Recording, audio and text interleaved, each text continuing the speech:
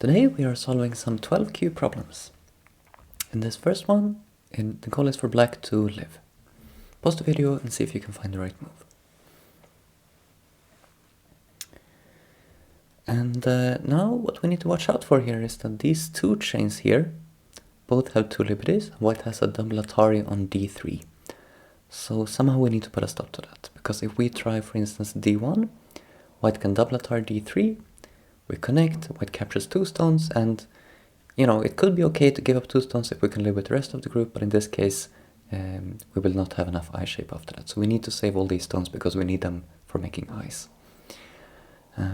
If we play d3 ourselves to prevent it, there's the trouble of white playing e1, and then that falsifies this eye. We could start a ko by throwing in on d1, but that's not the best that black can do. It's better to play d2, which both prevents the double Atari on d3, and also prevents white from going all the way to e1, because we can just cut easily then without a ko. And I believe this is the only move that works. If we try anything over here, white could play the d2 Atari, and then there's no way to save these stones. Connecting would be connect and die. So we have to play d2 as the first move. Let's see, white tries e1, we just cut it off, and now we have two eyes. White could try this move, for instance, but now it's clear we have one eye here and one eye here. Let's also show this one on the board. So if we try this, white goes in here. We cannot play f1, self-Atari. Our best hope would be to start this ko fight, but now we would need a ko threat elsewhere on the board, because we cannot retake here immediately. So not as good as living outright with d2. Okay, next one. Again, the goal is for black to live. It's a very limited space here. It's kind of surprising that black can live here. First instinct should be d1, I think. But the problem then is that white is not going to save these two stones. Of course, if white connects a1, we're very happy, we just capture everything.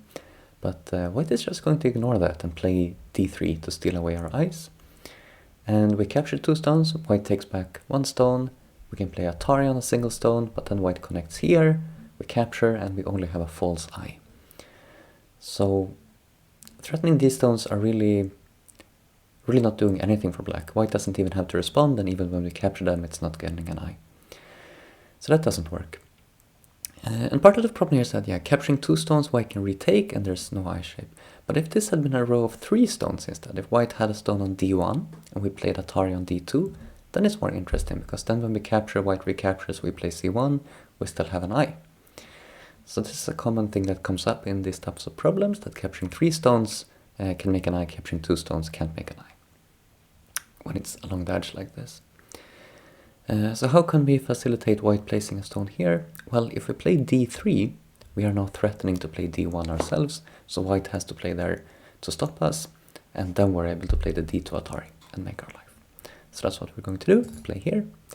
White sneaks in, and now we play this Atari, and capture three stones, and that leaves enough room for the eye here. So let's just slow motion the important part. When we have three stones that can capture, retake, there's enough room for an eye. But if it's only two stones, then when white retakes, doesn't matter if we play this Atari. White can even play elsewhere at this point. We're not even threatening to live, because b1 is a false eye. Okay, now it's black to kill. Pause the video and see if you can find the killing move.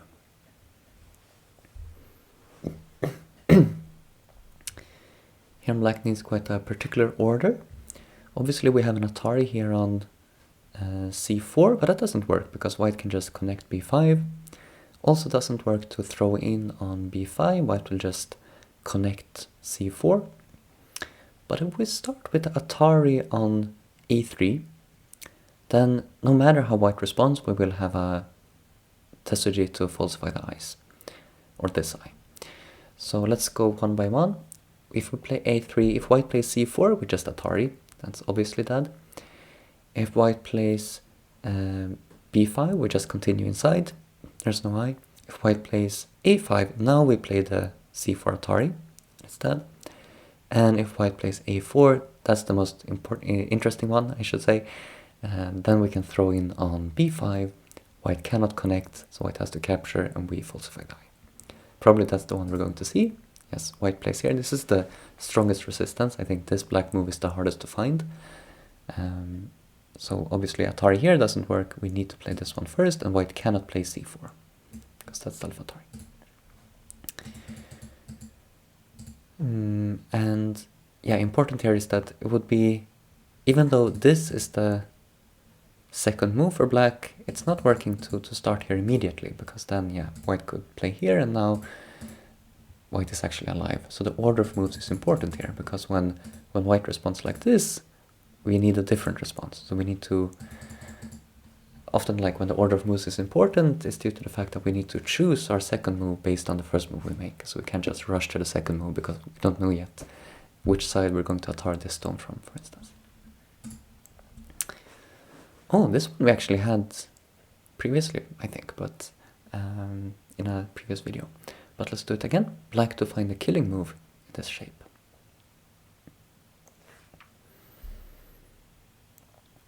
And white has one secure eye on a1 and one potential eye here. We need to find a way to falsify it.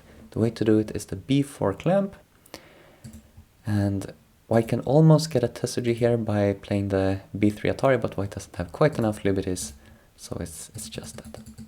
And any other move we try, white is going to get a secure eye, so we need to find the b4 clamp. Okay, now it's black to... Ah, this one is interesting. Yes, black to kill. So two candidate moves here. Or I say two. Yeah, this is my first. This is what jumps out to me. This seems like the most natural to reduce the eye shape for white. But actually, after we play e3, white can just play c4. And it will be a seki. Because no matter we play d1 or d3, it's 4 in a row and it's an alive shape. So it's going to be seki. So that's, you know, that's better than nothing. We took away the white points, but if we have a way to kill, that would be even better. So for a moment I thought, oh, is this a problem just making seki? That's a bit unusual, but no, actually we can kill with c4. And the clever thing about c4 is that white cannot play e3. That's Self-Atari on the white stones. So the best white can do is play away actually, because anything white plays is just dead and got. If white plays d3, we can just play elsewhere. So let's see what white tries.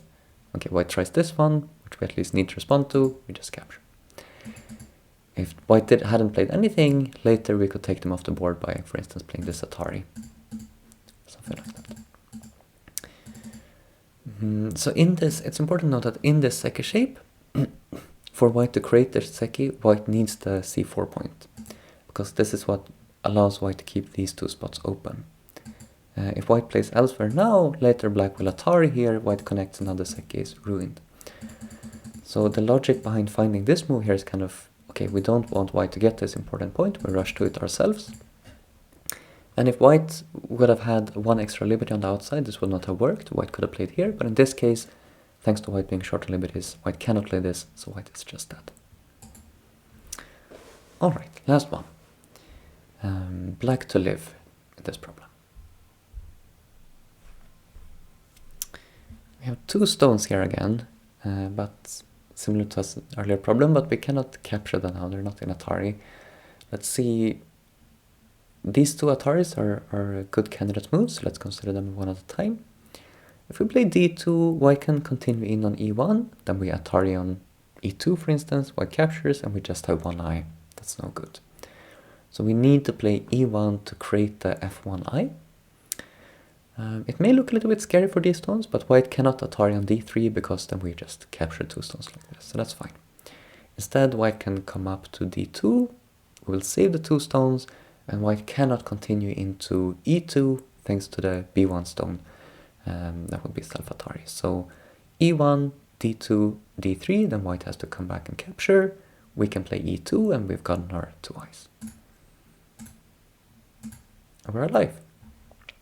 See, the tricky part here is recognizing it at this point, even though it looks like sort of locally here, it seems like white could continue in with an Atari on one stone, ruin our eye shape. Because the four white stones are in Atari, that doesn't work. So the idea here is that we keep this white chain short on liberties, even though we can't capture it, to be able to play these Ataris here and keep it low on liberties. makes this work out for us. Okay, that's all the 12 key problems. Thank you for watching. See you in the next video.